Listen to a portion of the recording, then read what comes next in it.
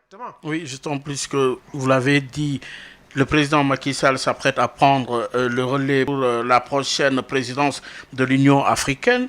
Alors dites-nous, Alioune, quel agenda? Parce que vous avez parlé tout à l'heure de l'échec de l'Union africaine et de la CEDEAO. Mais avec justement l'arrivée du président Macky Sall à la tête de l'Union africaine, finalement, pour une Afrique en crise déjà, quel agenda? Oui, une Afrique qui se cherche dans un contexte de pandémie. Quel agenda? La souveraineté sécuritaire. Parce que cette faille, elle nous coûte cher aujourd'hui.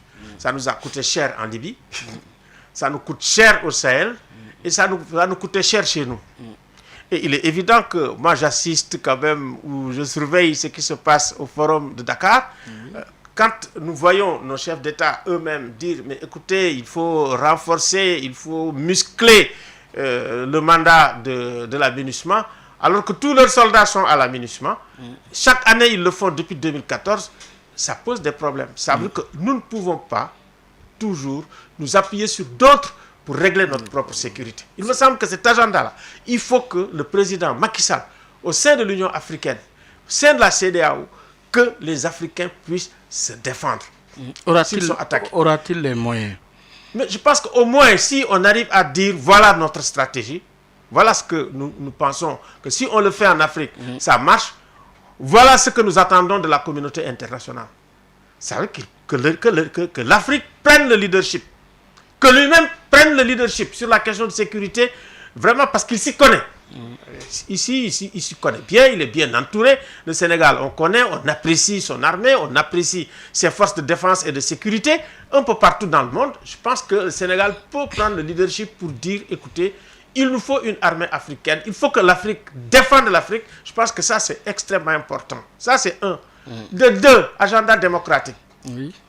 Que le Sénégal a été toujours une référence, depuis Senghor. Depuis Senghor. Donc, il n'y a pas de raison que le Sénégal ne reste pas une référence. Qu'ils disent, et c'est clair, je pense qu'on attend le 31 décembre, qu'ils disent qu'il ne sera pas candidat. C'est très simple. Et à partir de ce moment, il va pas de troisième mandat. Pas de troisième mandat. Qu'il soit clair.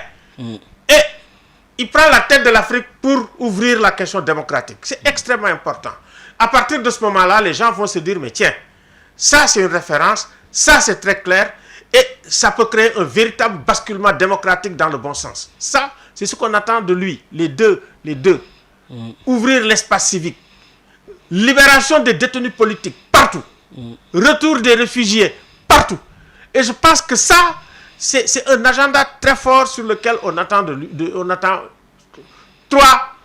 le basculement économique. Ça veut dire la souveraineté, comme on dit, la citoyenneté africaine, la citoyenneté de la CEDEAO. Et c'est extrêmement important quand même pour la CEDEAO, j'y reviens, la monnaie. C'est que la monnaie, c'est le cœur. Il faut qu'on ait une monnaie africaine, une monnaie de la CEDEAO qui ne soit plus le CFA et qui ne soit plus aussi des trucs machin. Je pense que ça, c'est extrêmement important. Je pense que sur le plan économique, sur le plan démocratique et sur le plan sécuritaire, il me semble que... Et sur le plan diplomatique également. Sur le plan diplomatique, le Sénégal, si vous voulez, a construit sa diplomatie avec Senghor, reconnu sur le plan mondial, bien avant beaucoup d'autres pays africains. Donc, nous avons un leadership naturel sur le plan démocratique, sur le plan sécuritaire et sur le plan économique. Et ça, vraiment, nous espérons que Macky Sall, sur ces plans-là, et puis bon, dernier message, c'est par rapport aux victimes de Habré. Nous demandons au président de la République, puisque c'est ici que le procès que ça a été fait, quand même la décision de justice concernant vraiment les indemnités qu'on doit donner aux victimes. Franchement, on compte beaucoup sur le président Macky Sall.